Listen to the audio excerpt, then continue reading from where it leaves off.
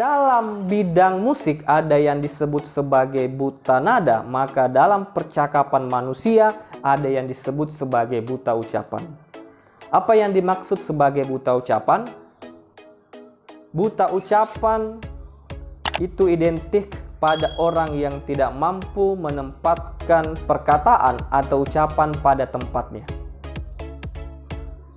Terkadang ada manusia yang ketika berbicara, kita merasa tidak senang atas orang itu ketika dia berbicara. Bisa jadi karena orang tersebut tidak menempatkan perkataan atau ucapan pada tempatnya. Atau bisa jadi terkait dengan humor yang diucapkan. Meskipun itu sebenarnya terkesan lucu, tapi itu tidak tepat, maka menimbulkan kesan yang negatif. Mungkin Anda termasuk seperti itu, atau ada teman Anda, yang mudah-mudahan kita tidak bertindak seperti itu. Namun, dalam percakapan itu wajar saja ketika kita keliru dalam bertutur. Ataupun kita pernah keseleo lidah, semisal saya ketika berbicara terlalu cepat, maka sering salah sebut atau terkadang kata yang saya sebut itu tidak tepat. Apalagi sebagai aksentuasi Bugis, itu sering kelebihan kata ng. Misalnya kata jangan bisa menjadi kata jangan. Nah, itu bisa saja terjadi pada diri saya ketika saya melakukan percakapan atau komunikasi yang tergesa-gesa. Osuyan dalam bukunya Bicara Itu Ada Seninya menuliskan rumus percakapan atau rumus komunikasi, yaitu komunikasi sama dengan bertanya, memuji, dan reaksi. Atau communication is question, praise, and reaction.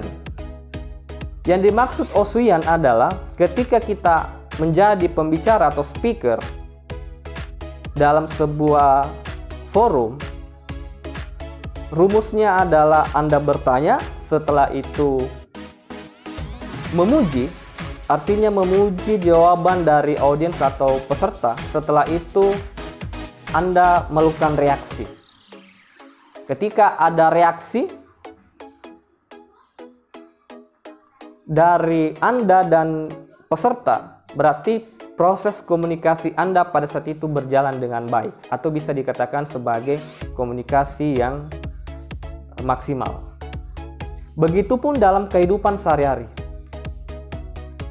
Ketika kita berkomunikasi dengan seseorang ataupun teman bisnis ataupun orang yang Anda kenal, usahakan dalam percakapan itu, untuk memulai percakapan bisa Anda memulai dengan bertanya. Setelah itu Anda puji apa jawaban dari lawan bicara Anda. Setelah itu kita melihat apakah ada reaksi dari teman yang Anda ajak bicara atau tidak. Ketika elemen dari ini bertanya, memuji, dan ada reaksi itu berjalan, maka komunikasi Anda bisa dikatakan sebagai komunikasi yang baik, atau proses percakapan Anda terjalin dengan baik. Dalam kehidupan sehari-hari, saya juga memiliki prinsip atau rumusan dalam berkomunikasi.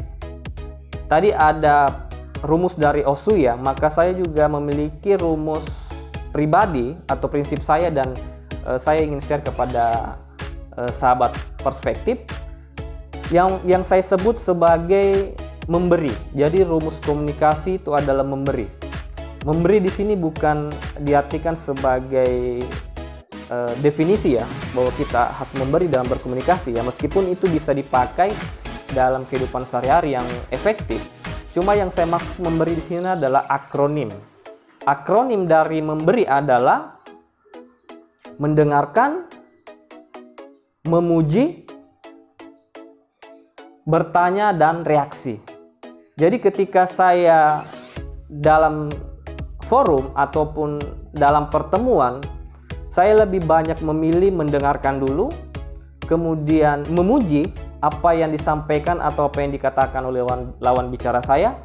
Setelah itu saya bertanya, bertanya apa yang disampaikan oleh lawan bicara saya sebagai bentuk apresiasi atau bahwa saya memperhatikan apa yang diucapkan. Setelah bertanya dan lawan bicara saya kembali melakukan reaksi, maka saya mengasumsikan bahwa proses percakapan saya atau komunikasi saya pada saat itu berjalan dengan baik. Dan tentunya kita bisa diterima dengan baik.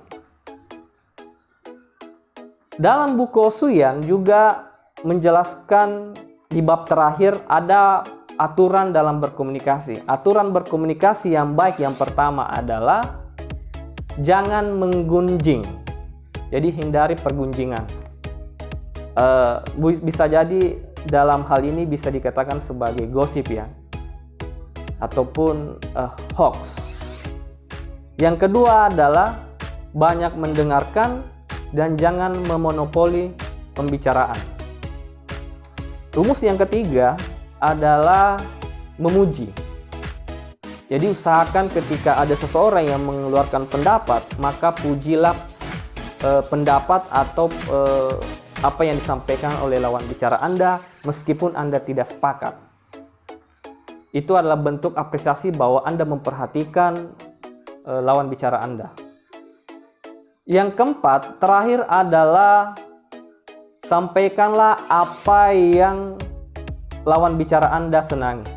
Artinya apa? Jangan mengeluarkan pendapat atau sesuatu yang tidak disenangi oleh lawan bicara Anda. Meskipun ini sebenarnya sulit karena terkadang kita ingin mengeluarkan pendapat kita kepada orang lain dan bisa jadi itu menyakitkan. Tapi dalam hal ini tempatkanlah pada tempatnya. Jika suatu hal itu tidak terlalu banyak manfaatnya, maka jangan sampaikan kepada orang lain atau lawan bicara Anda. Itu adalah hal yang menjadi prinsip atau rumus dalam berkomunikasi. Semoga ini bermanfaat dan silakan dipraktekkan dalam kehidupan sehari-hari. Tentunya paling penting adalah jadilah pribadi yang menyenangkan bagi orang yang lain. Oke, terima kasih.